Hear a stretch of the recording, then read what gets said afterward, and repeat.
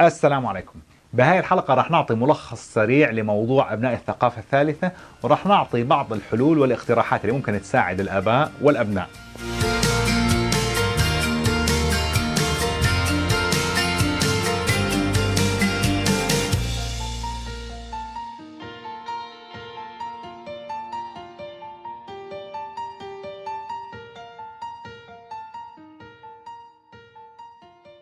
بداية خلينا نتفق أنه ليس كل ما نأخذه وما تعلمناه بالثقافة العربية هو أمر حميد ويجب أن نحافظ عليه ونضل متمسكين فيه. على سبيل المثال، بأيام ما كنا بالمدرسة وبالجامعة كان الشاب ما يحب أنه يذكر اسم أمه أو خطيبته أو مرته أو أخته أو حدا من بنات العيلة، لأنه كأنه بيعتبر أنه عيب أو أنه الشاب بيعلم عليه إذا هو عرف إيش اسم أخته أو أمه أو حدا من بنات العيلة. مع أن الكل بينسى أن رب العالمين لما أكرم سيدتنا مريم نزل سورة كاملة باسمها، ولم يتم الإشارة لها بالقرآن أنها أم عيسى، لا، ذكرت بالاسم، وهذا إكراما لإلها. كثير من نساء المسلمين قاموا بنقل الحديث وكانوا من أحد المتن تبع الحديث والسيرة النبوية، فهي واحدة من الأمور اللي كانت موجودة بالثقافة الأردنية وما زالت موجودة، وهي كثير مقيتة، وما بفضل أنه هاي تتناقل ولا أنه حدا يتعلمها.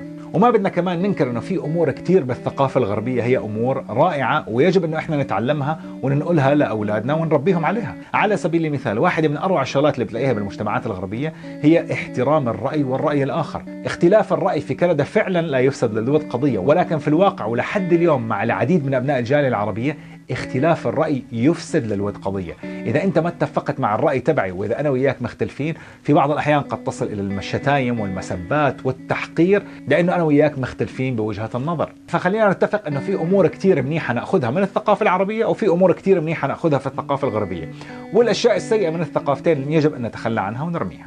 الآن بالنسبة لموضوع الحفاظ على الهوية العربية والهوية الدينية، نبدأ بموضوع الهوية الدينية. كتير صعب على المهاجرين العرب الحفاظ على موضوع الدين الإسلامي وعلى الممارسات تبعته، لأنك أنت عايش في بلد لا يعتبر بلد إسلامي، فبتكون أصعب علينا أكثر من غيرنا. ولكن في أمور كتير ممكن تساعد على أنه ارتباط الأبناء بالثقافة، غير الطقوس الدينية مثل الصلاة والصيام، وأنه نبعث الأولاد يحضروا محاضرات ومدارس دينية. واحدة من الشغلات اللي أنا دائما بنصح الأهالي يعملوها أنه كمان يتابعوا بعض الفعاليات اللي لها دخل بالدين الإسلامي. في مؤتمر بيصير في مدينة تورونتو تحديدا اسمه مؤتمر ال RIS Reviving of the Islamic Spirit. هذا المؤتمر بيجي عليه أكثر من 60,000 مسلم من كافة أنحاء كندا وأمريكا، وصار له هذا المؤتمر قائم في كندا أكثر من 10 سنوات. وهذا المؤتمر بيصير بالثلاث أيام تبعت الإجازة تبعت الكريسماس، فبتكون كل الدولة بإجازة رسمية. وأنا بنصح الأهالي إنه يبعتوا أبنائهم على هذا المؤتمر. المؤتمر بيبدأ من الساعة 11 الصبح بضله مستمر للساعة 11 بالليل، 12 ساعة بيكون فيها محاضرات وخطب ودروس دين من العديد من علماء المسلمين من كافة أنحاء العالم،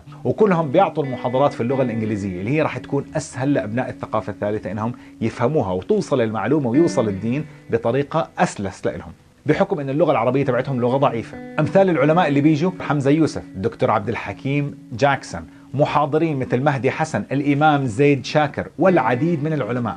وهذا المؤتمر بيلاقي دعم من العديد من السياسيين والحكومة الكندية. بآخر مؤتمر بالكريسماس اجت البريمير كاتلين وين والعديد من السياسيين الكنديين اجوا حضروا وقدموا التحية وقدموا الدعم للمؤتمر بأول يوم. وبتلاقي كل الهيئات وقطاعات الحماية والأمن من الشرطة الكندية والدفاع المدني وغيرهم موجودين في المكان عشان يأمنوا المؤتمر للجاليات الإسلامية. فأنا بنصح الأهالي إنهم يبعتوا أبنائهم، ولكن مش بس الأهل اللي لهم التأثير على الأبناء بهذا الموضوع. بالثلاث سنوات اللي أنا حضرت فيها المؤتمر بكندا ولا منصة إعلامية عربية قامت بتغطية هذا المؤتمر، فأنا بناشد المنصات العربية والإعلاميين العرب أن يقوموا بتغطية هذه الفعالية ويقوموا بالتنويه عنها. بالنسبة لموضوع الهوية القومية واللغة العربية، موضوع اللغة هي كتير أساسية. يعني الأهل لازم أنهم يجبروا أبنائهم أنهم بعد ما يرجعوا على البيوت ما يحكوا إلا باللغة العربية، وهذا الحكي فعلا اللي بيعملوه كتير من أبناء المهاجرين. على سبيل المثال، كل أصحابي من اللاتن سواء كانوا من كولومبيا، من البرازيل، من المكسيك، بس يخلصوا شغلهم ويرجعوا على البيوت أهاليهم ما بيحكوا معهم ولا كلمة باللغة الإنجليزية. كل التواصل بين الأهالي والأبناء بيكون باللغة الإسبانية، ولا كلمة تنحكى في البيت باللغة الإنجليزية. لهذا السبب بتلاقي دائما اللاتن أمريكان بكندا وبأمريكا لحد اليوم بيحكوا اللغتين بطلاقة. وهذا الحكي ينطبق كمان على الصينيين، الآسيويين، الهنود والأوروبيين. وعلى الأساس الأهالي العرب لازم يطبقوا نفس الطريقة ويجبروا أبنائهم أن يتعلموا اللغة العربية وما يتواصلوا معهم إلا باللغة العربية. النقطة الثانية اللي هي برضه بتساعد بموضوع اللغة، اللي هي موضوع أبنائنا وأهالينا بالدول العربية بالبلاد. أنا بنتبه دائما من التعليقات إنه في دائما تنمر وغلط وشتائم للناس اللي بتحكي باللغة الإنجليزية. بدي أذكركم بنقطة يا جماعة، إنه هدول الناس اللي انولدوا في كندا ناس صارت تاكل وتشرب وتتنفس باللغة الإنجليزية، حتى إنه صارت أحلامهم باللغة الإنجليزية. ففيكم تتخيلوا هلا إنه اللغة الأساسية اللي بيتعاملوا فيها هي اللغة الإنجليزية، وكتير أصعب عليهم يعبروا عن نفسهم باللغة العربية، خصوصا إنه مخارج الحروف تبعت اللغة العربية هي تعتبر لغة صعبة. فما تكونوا أنتم كمان ثقل إضافي على كاهل هدول الناس، لأنه الواحد ما بيحب يتعامل مع ناس بتتنمر عليه. فإذا أنتم دائما رح تضلكم تتنمروا عليهم وتشتموهم وتغلطوا عليهم عشانهم ما بيحكوا اللغة العربية وبتعتبروهم إنه ناس انسلخت عن ثقافتهم، عم بتخلوهم يهربوا وينسلخوا عن كل إشي عربي، لأنه عم بيلاقوا عدم ترحيب واحتقار وتنمر. فهذا يقع على عاتقكم أنتم كمان، بأنكم تحاولوا أنكم تحتووهم وتحترموهم. بتعاملوا معنا الكنديين على أساس أنه إحنا كنديين، خلص أصبحنا إحنا أهل الدار وصرنا من البلد. ولما نحكي بلغتنا العربية ما بتلاقي الكنديين بعد بيقولوا لنا أنت ليش بتحكي باللغة العربية ما بتحكي باللغة الإنجليزية، أنت كندي ولا لا؟ بالعكس، بيحترموا انه احنا في عنا لغتين وثقافتين، وبيشوفوها هي شغله من المحاسن.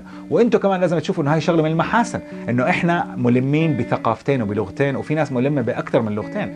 بالنسبه لموضوع القوميه، لما انت تلف اليوم بمدينه زي مدينه تورونتو، بتلف بتلاقي فيه الحي الصيني، الحي الايطالي، الحي البرتغالي، الحي اليوناني، وبتلاقي احياء لكل المهاجرين.